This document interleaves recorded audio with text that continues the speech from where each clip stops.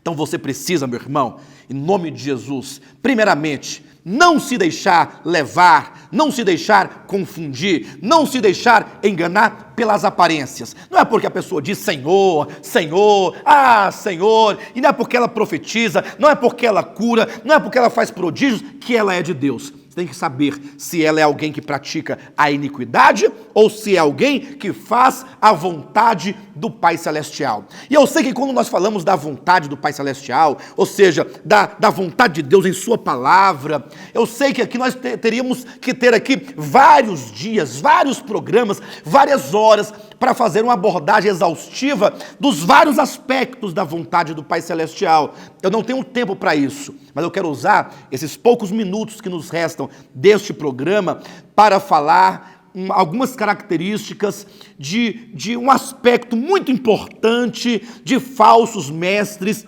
e falsos profetas nesses últimos dias. Dentre tantas coisas equivocadas e erradas que acontecem no meio do povo de Deus, eu quero falar daquela que tem sido a mais difundida, a mais divulgada e a que tem levado um número maior de pessoas para o erro, para longe da verdadeira palavra de Deus. Eu quero falar do que a Bíblia nos diz sobre a teologia da prosperidade. Abra sua Bíblia rapidamente em 1 Timóteo, no capítulo 6. Nós temos aqui um texto muito claro, quando o apóstolo Paulo nos diz assim, capítulo 6, a partir do versículo 3. Preste bem atenção. Se alguém ensina outra doutrina e não concorda com as sãs palavras de nosso Senhor Jesus Cristo e com o ensino segundo a piedade, é enfatuado, nada entende, mas tem manias por questões e contendas de palavras, de que nasce inveja, provocações, difamações, suspeitas malignas, altercações sem fim, por homens cuja mente é pervertida e privados da verdade, supondo que a piedade seja fonte de lucro. E aqui está, eu quero chamar a atenção sua para isso. Se alguém ensina outra doutrina e não concorda com as sãs palavras do nosso Senhor Jesus Cristo, as pessoas pensam que a piedade, que a vida cristã, que a vida espiritual, que a vida com Deus é uma fonte de lucro, é fonte de dinheiro. Irmãos, leia a Bíblia em nome de Jesus. Eu rogo à igreja de Jesus Cristo, você que é servo de Deus, veja, está escrito que os cristãos, que os pregadores, que os apóstolos, que os profetas, que os bispos, que aquele que, sei lá qual o nome que se dá a esta pessoa, você precisa concordar e pregar as palavras de Jesus Cristo. Você não pode pensar que a piedade é fonte de lucro.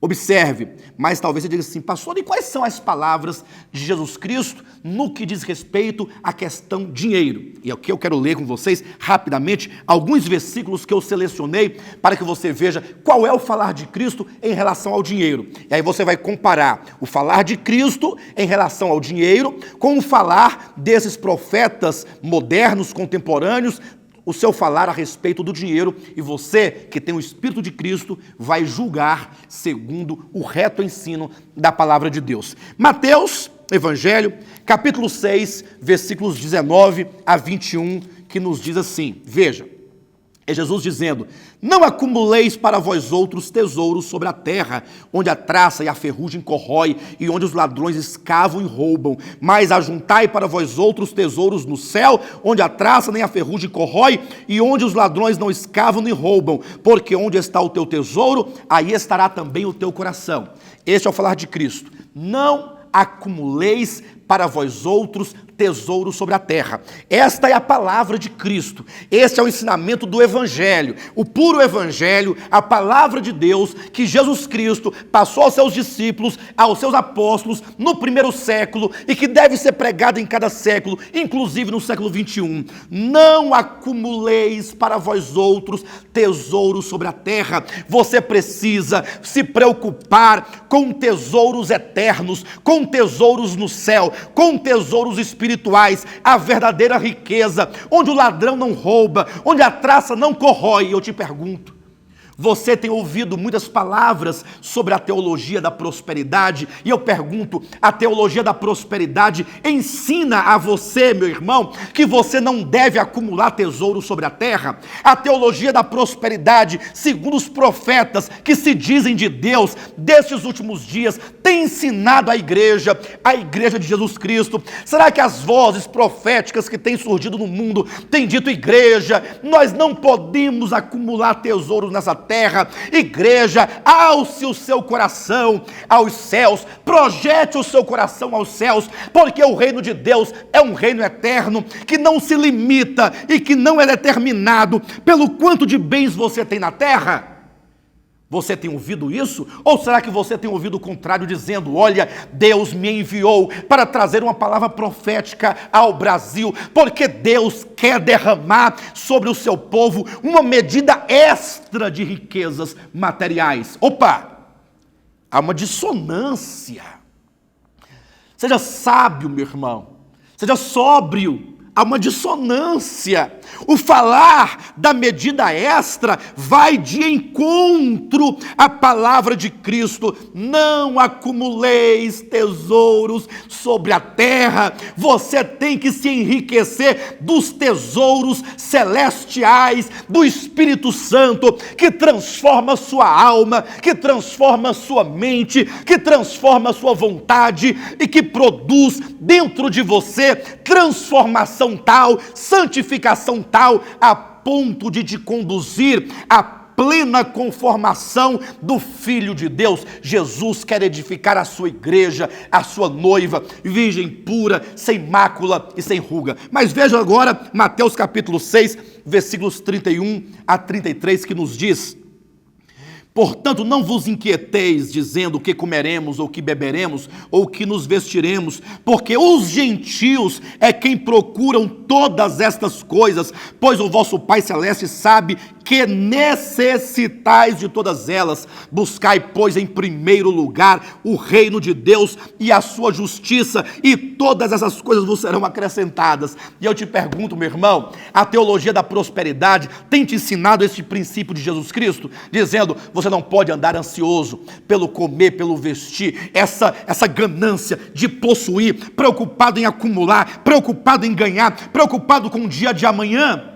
Ela tem te ensinado que você não pode fazer isso, que você deve ser aquele que busca em primeiro lugar na sua vida o reino de Deus, a justiça de Deus. Você é alguém voltado para os céus, voltado para o reino de Cristo, que está para ser implantado definitivamente, para ser instaurado e manifestado? Ou será que a teologia da prosperidade tem semeado no seu coração não somente a ganância, mas tem semeado no seu coração, tem semeado essa ansiedade, esse desejo de possuir? Lembre-se, Jesus disse que a teologia da prosperidade, essa preocupação excessiva, essa ganância de possuir, são coisas próprias dos gentios, nunca da igreja.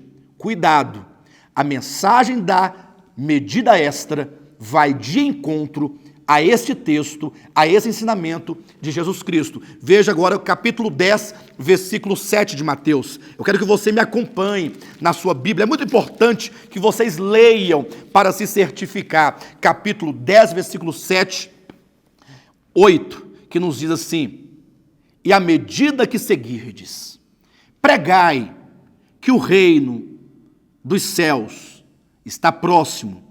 Curai enfermos, ressuscitai mortos, purificai leprosos, expeli demônios. De graça recebestes, de graça dai. Eu quero te chamar à consciência, te chamar à sobriedade. Eu te pergunto, as vozes proféticas que vocês têm ouvido nos últimos dias, primeiramente tem sido uma voz que sai pelo mundo afora, dizendo, igreja de Jesus Cristo, pessoas, todos vocês, preparai-vos, porque o reino de Deus está próximo. A mensagem que vem de Deus é, preparai-vos, arrependei-vos, porque o reino está próximo?